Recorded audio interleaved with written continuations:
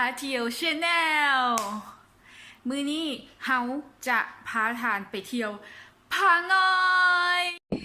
รู้สึกว่านางแบบเขาจะกล้าหลายเนาะมื้อนี้นางแบบเขาโคตรกล้าเลยมาโซวิวอยู่ถึงผาง้อยเนาะเรากำลังที่เดินทางไปผาง้อยเนาะพร้อมด้วยทีมงานขณะง้อยขณะเสียงอีสานง้อย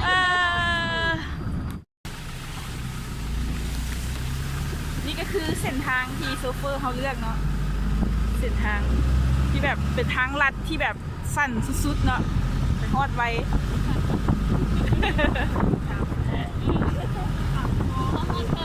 ที่สั้นสุดเนาะนั่นคือ3 ชั่วโมงเนาะอันนี้เป็นแอดรถประจำทางแอดรถคอเสียง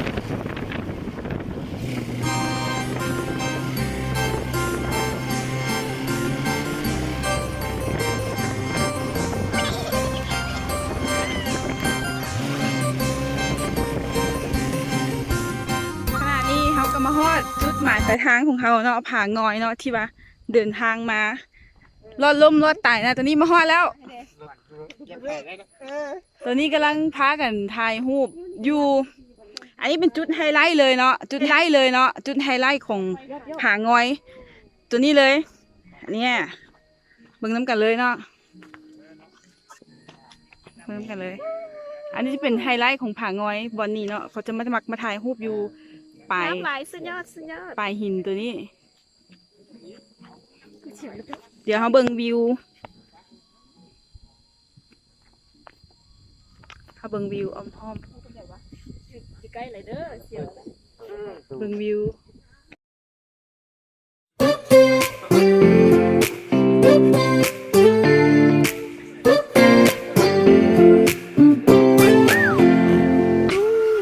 Got a girl from the south side, got braids in her hair.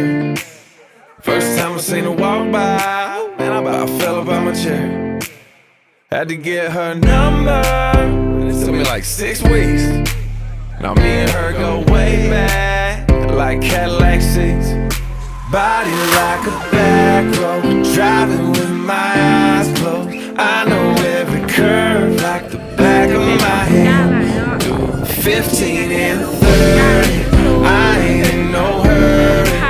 I'ma take it slow, just as fast as I can. The way she fitting them blue jeans, she don't need no belt, but I can turn them inside out. I don't need no. ความสวยงามอุ้ยท่าไหนเนี่ยท่าพวกล้มพอได้ท่าจุดประสงค์เขามาในตอนนี้แมนเขามาปิกนิกกันเนาะปิกนิกอยู่กล้องโฮมไม้เนาะซึ่งแบบมันมีลมเย็นหลายลมเย็นดีมันเย็นมีลมตลอดเพราะว่าเขาอยู่กล้องต้นไม้เนาะมันจะปล่อยออกซิเจนออกมาเดี๋ยวเขาไปกินข้าวกินน้ำกันเลยเนาะเพราะว่าใช้เวลาโดนหลายขึ้นมานี่หิวข้าวเขาสุดยอดกับเขาแซ่บเวอร์แซ่บหลายเอ็ดนับเป็นตะเสียวนับเป็นโนเป็นคาบเลยนะยิ้มนะโอ้ยไม่ลุงสิตีอันนั้นก็รุ่นเจ้าคือน้ำแป้งเอาไม่ต่อครับ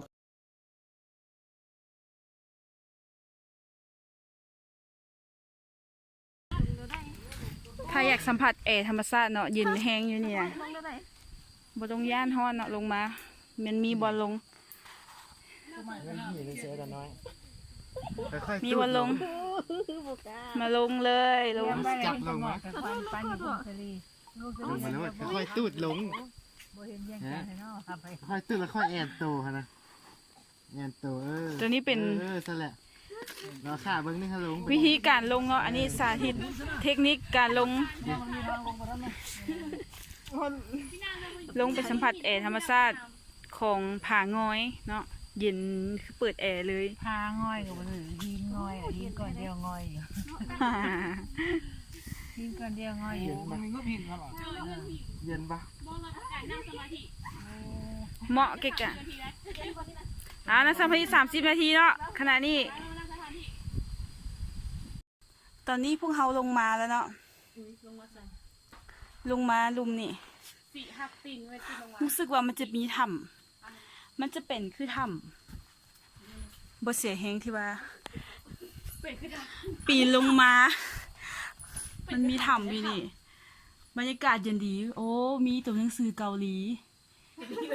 อยู่นี่มีแสดงว่ามีนักท่องเที่ยวเกาหลี ก็เจ้าลงมาแล้วก็เจ้าเขียนชื่อก็เจ้าเป็นสัญลักษณ์ไว้ว่าเขาเจ้าได้ลงมานี่เดี๋ยวเขาก็สิเขียนคือกันเนาะเขียนเพื่อเป็นสัญลักษณ์ว่าเขาลงมานี่เนาะเห็นบ่เป็นภาษาเกาหลีเป็นไผอ่านออกเองภาษาเกาหลีนี่อ่านบ่เป็นเลย เขียนมาจังไดเข้าใจความหมายเขียนมาได้ไรเนาะแต่เขาคือบ่มีอันสิเขียนแท้แบบนี้นะเขาเชี่ยวยังเขียน กี่ธาตุไฟ ขีทานไฟเขาบ่มี พี่กี่ธาตุไฟ ขอเนี่ยเอามาให้เลยเนี่ยแบกเก็บขีทานไฟอ่ะยืนให้อันนั้น จะถ่ายอยู่อันใบนั่นตานะ เป็ดนั่งอยู่หันก่อนเขาจะสลักซื้อเฮาอยู่นี่เนาะ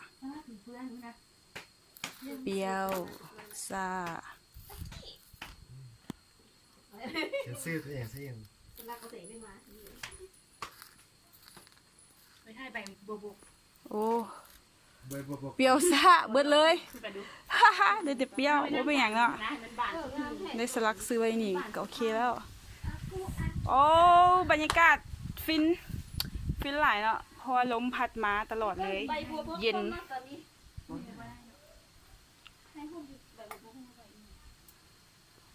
ใครมักความฟินมาเลย มันมาทางไหนผู้บ่าวเขาอ่ะ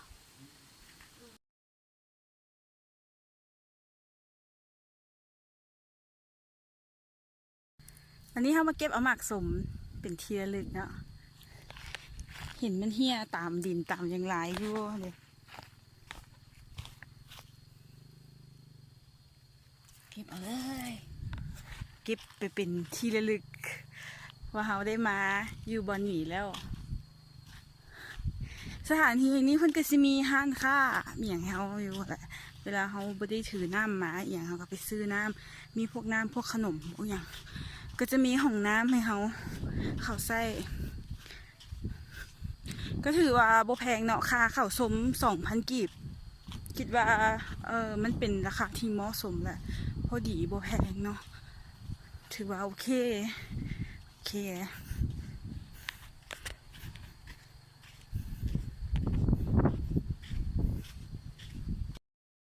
บริการห้องน้ำเนาะ 2,000 กีบต่อ1ครั้งเนาะเดี๋ยวรีวิวห้องน้ำให้เบิ่งก็ถือว่าโอเคเนาะสะอาดดีมันห้านค่าของเพิ่นจะอยู่หันห้านค่าจะมีคนเฝ้าสถานที่ท่องเที่ยวตัวนี้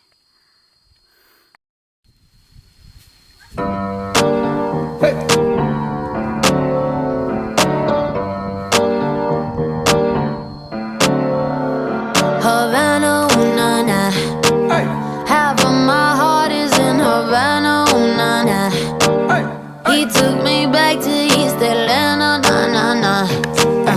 All of my heart is in Havana. กะสิ้นสุดเล่นเพียงเท่านี้เนาะตอนนี้กำลังเดินทางกลับเปิดแล้วเนาะ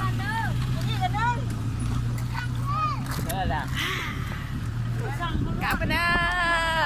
บ๊ายบาย